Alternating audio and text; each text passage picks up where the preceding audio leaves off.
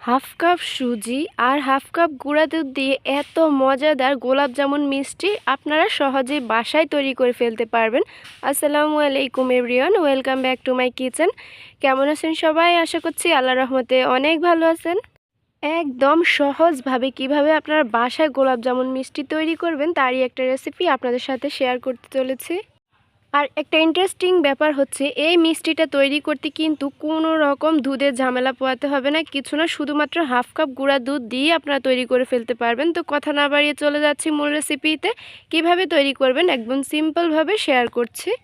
তো এই মিষ্টি তৈরি করার জন্য গোলার জন্য আমি একটা মিক্সিং বল নিয়েছি। তো আমি এখানে হাফ কাপ পরিমাণ গুঁড়া দুধ নিয়েছি, সম পরিমাণ আমি এখানে ময়দা ইউজ করেছি আর সুজি দিয়ে দিচ্ছি একই সমান পরিমাণ। তো আমি মোটামুটি সবগুলো ইনগ্রেডিয়েন্টস একই পরিমাণে নিয়েছি। তো আমি স্বাদটা ব্যালেন্সের জন্য এখানে হাফ চা চামচ লবণ ইউজ করেছি আর এখানে আমি বেকিং পাউডার ইউজ করেছি মোটামুটি হাফ চা চামচ।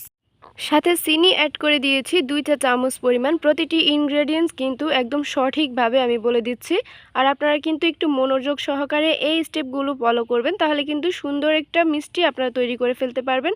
তো আমি এখানে সামান্য পানি অ্যাড করেছি, দিয়ে এটা একটা ডো তৈরি করে নিব। ডোটা যেন একদমই শক্ত না হয় আবার নরমও না থাকে।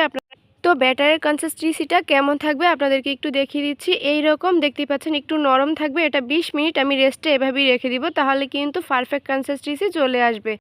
তো এটা রেস্টে থাক, আমি এদিকে বাকি কাজগুলো সেরে নিচ্ছি। আমি একটা শিরা তৈরি করে নিব। তো আমি হাফ কাপ পরিমাণ চিনি নিয়েছি আর আমি 1 কাপ পরিমাণ পানি অ্যাড করেছি হাফ কাপ চিনির জন্য। এখানে ফ্লেভারের জন্য অ্যাড করে দিয়েছি 3টি এলাচ, আর আমি এলাচের মুখটা একটু ফাটিয়ে দিয়েছি আর এবার একটু নেড়েছেড়ে এটা ঢেকে দিচ্ছি। আমি এভাবে 10 মিনিট জাল করে নিব, চুলার আঁচটা মিডিয়াম টু লো হিটে রেখে। তো এইদিকে আমি যে ডোটা তৈরি করে রেখেছিলাম সেটা কিন্তু এখন পারফেক্ট আছে। আমি হাতে সামান্য ঘি ব্রাশ করে নিয়েছি। এখন আমি ছোট ছোট লিচি কেটে আমি মিষ্টির মতো গোল করে শেপ দিয়ে নিচ্ছি। তো এই মিষ্টিটি আপনারা কতটুকু বড় বা ছোট করতে চান সেটা কিন্তু আপনার উপরে ডিপেন্ড করবে। তো আমি একদম বড়ও না ছোটও না এরকম করে নিচ্ছি, এটা কিন্তু আরও একটু ফুলে যাবে। তো সেইভাবেই কিন্তু আমি এক এক করে সবগুলো মিষ্টি তৈরি করে নিয়েছি, আর এটা কিন্তু একদমই সহজ, দেখতে পাচ্ছেন মাশাআল্লাহ অনেক সুন্দর হয়েছে এই মিষ্টিগুলো দেখতে। আর এই মিষ্টিটা কিন্তু একদম গোল করে বানাতে হবে, যেন কোনো রকম ফাটা দাগ না থাকে, তাহলে কিন্তু এটা ফেটে যাওয়ার সম্ভাবনা থাকবে। তো এইভাবেই কিন্তু সবগুলো মিষ্টি তৈরি করে নিতে হবে।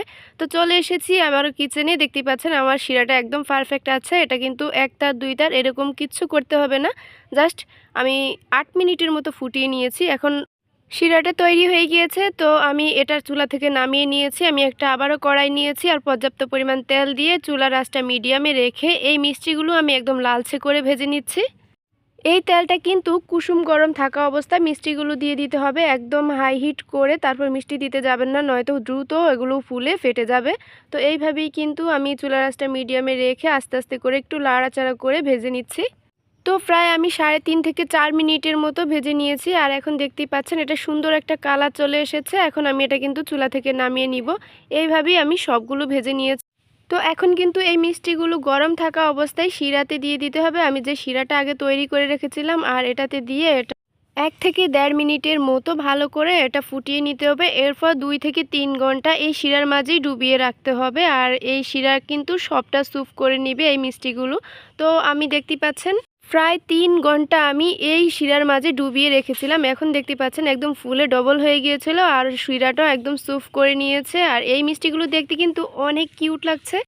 একদম ঝামেলা ছাড়াই কিন্তু আপনারা এই মিষ্টিটি বাসায় তৈরি করে নিতে পারেন, আর বাসায় তৈরি করলেই বুঝতে পারবেন এই মিষ্টিটি কত পারফেক্ট হয়েছে। দোকানে হাজার হাজার টাকা খরচ না করে এভাবেই কিন্তু বাসা অল্প উপকরণে তৈরি করে নিতে পারেন। এখন আমি এই একটা মিষ্টি কেটে একটু দেখিয়ে দিচ্ছি এটার ভেতরটা কেমন হয়েছে। একদম আপনি যা কি এটি তৈরি করে খাওয়াবেন একদম বুঝতেই পারবেন এটা কি আপনি দোকান থেকে কিনেছেন না বাসায় তৈরি করা। এত পারফেক্ট এই মিষ্টিটি। তো ভিডিওটি ভালো লেগে থাকলে অবশ্যই কিন্তু ফলো দিয়ে রাখবেন। তো আজকের মতো এখানেই বিদায়।